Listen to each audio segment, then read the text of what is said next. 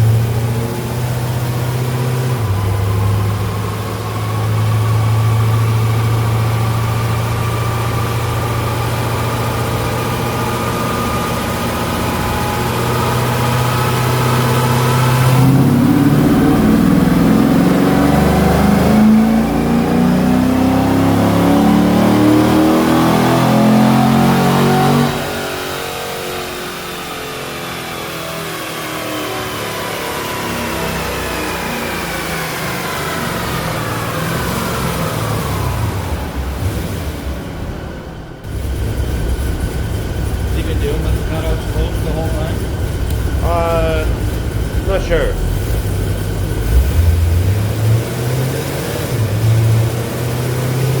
It hasn't been deafening.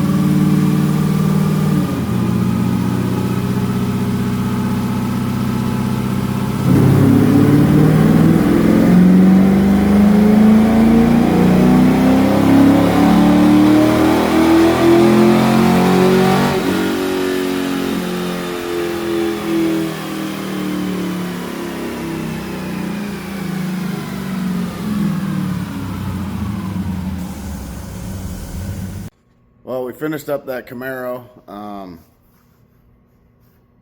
Some of the video didn't turn out for some reason, so basically we did about 4 or 5 pulls. Car made 450 wheel horsepower. That's up from 419, I think, was what it made the last time I come in. So basically what we found with that car was some of the valves are starting to tool up. The seats were a little damaged on a couple. We found a broken lifter in that car as well. That's the original reason why I come here, because it was only running on 7. In the process of that, we found that some of the guides were wore out and loose. So we basically just refurbished the whole set of heads, new valves, new seats, the whole 9 yards, new springs. And we brought it back here, and yeah, 450 horsepower. We could probably squeeze some more out. The reason why we stopped the dyno is we started getting some valve train noise. The company that originally did this car for the guy basically hosed him, charged him for trunnions, and this car does not have trunnions. It still has stock LS3 rockers in it.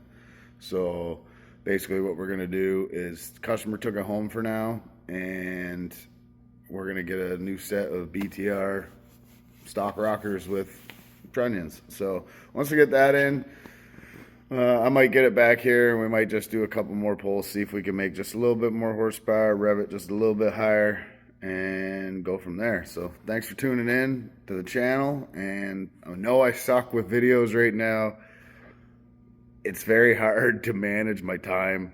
I'm trying my best. So I have lots of content on my phone. I just got to put it together, and we'll figure it out. Thanks for tuning in. Till the next one.